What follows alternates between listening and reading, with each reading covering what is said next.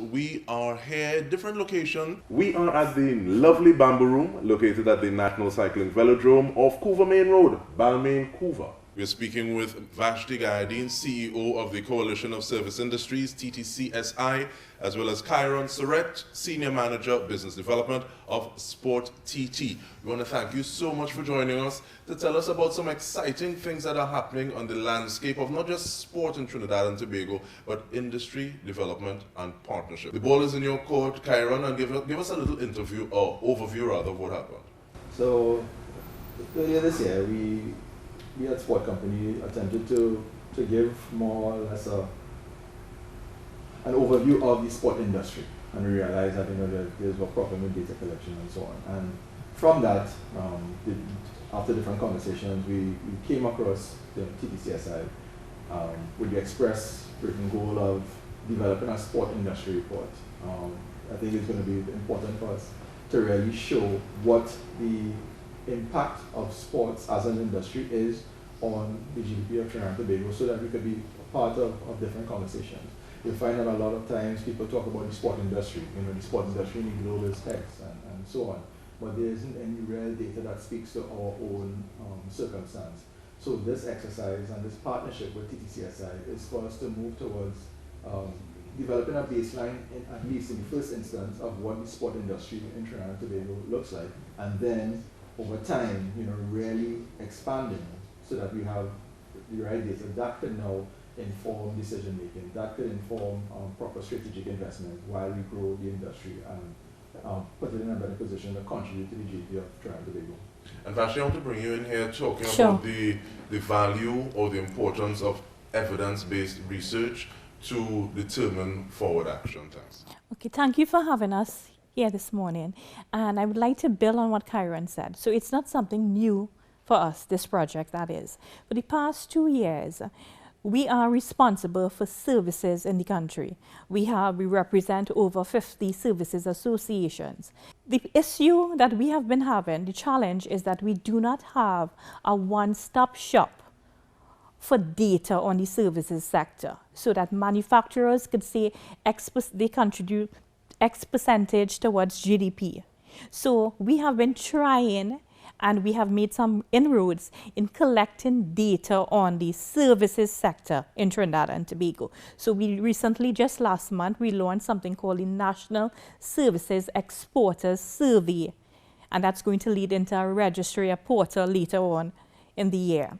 So by this, all of this shows that we are trying to build a case for the contribution of services towards the economy. So we are drilling deeper, and we are seeing where there are, out of that report, we saw where 4 out of the 6 sectors has the extreme potential for exporting.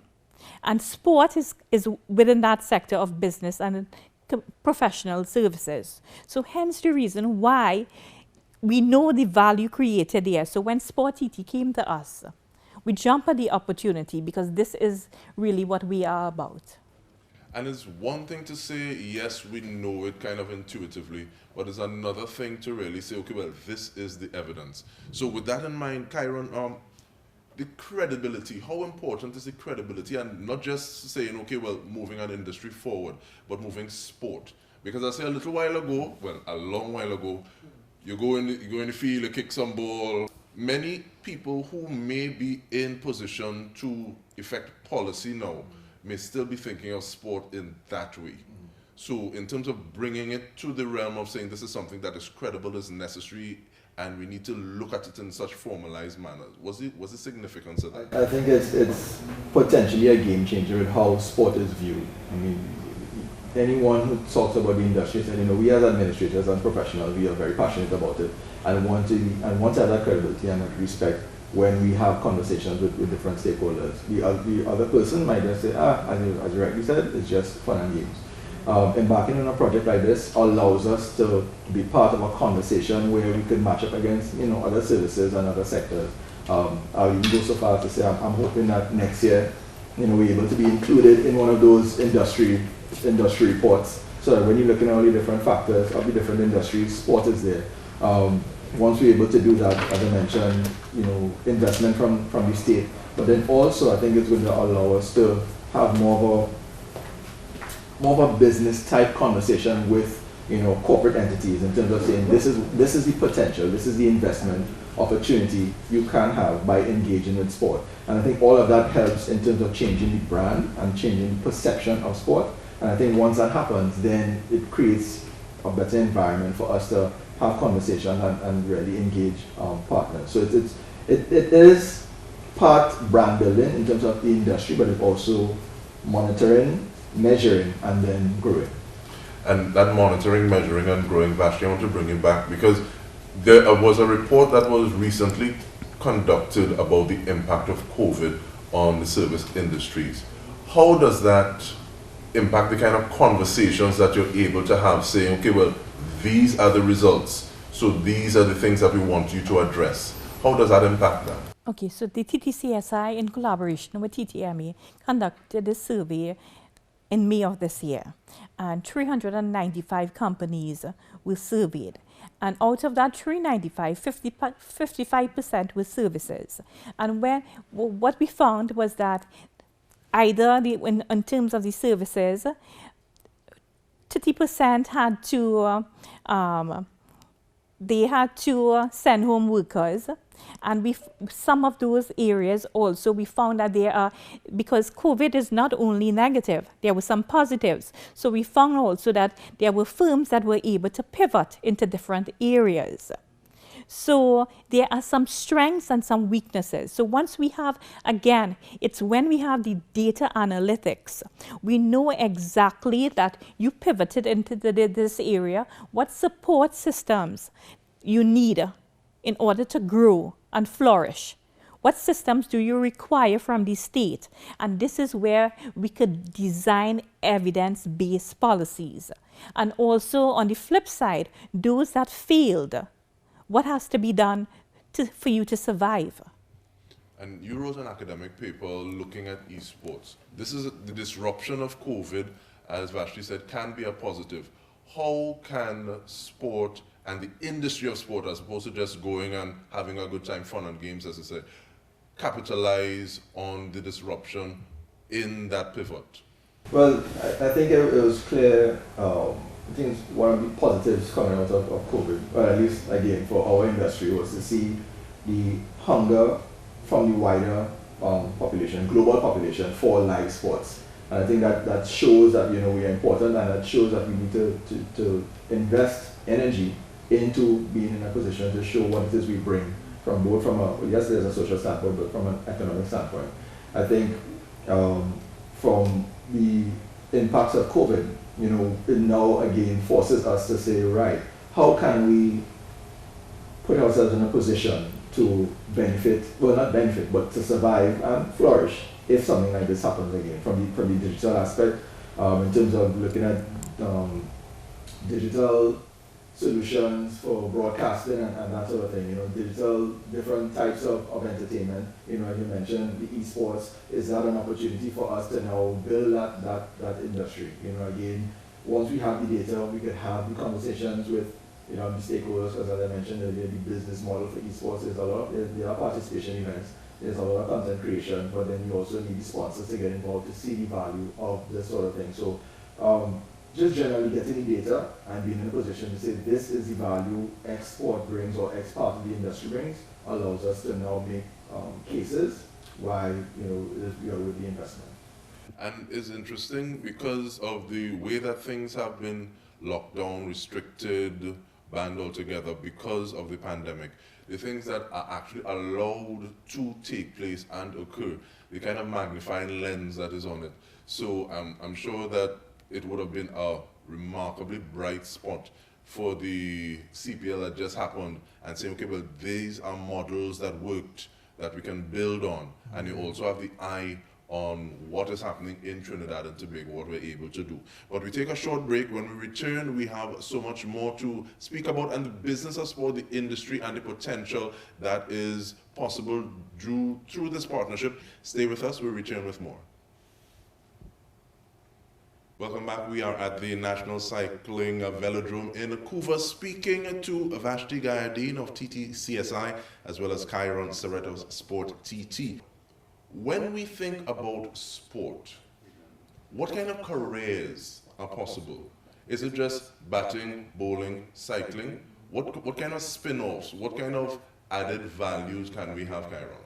So, I mean, sport as an industry where, you know, you would find all of the what you call the traditional professions could reside in sport. So from a business standpoint, there are opportunity for administrators and business professionals. From a legal standpoint, well, we know it is a very interesting time for the legal and sport profession in Trinidad and Tobago with what is playing out right now with the TTFA and FIFA.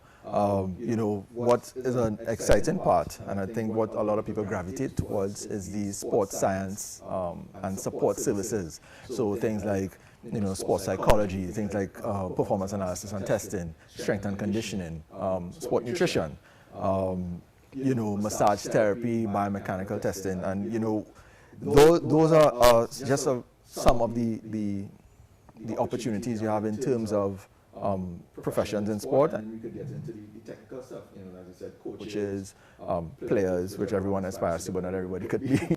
The more we build the industry, and I think from the sport company standpoint, we understand that once the industry is built, it now creates further opportunity for people to be gainfully employed within the industry. And that is why, you know, we are so passionate about initiatives like this to help us grow the industry. Okay, so if I were to just jump in and to add to what Kairon said there, because this leads into the export side.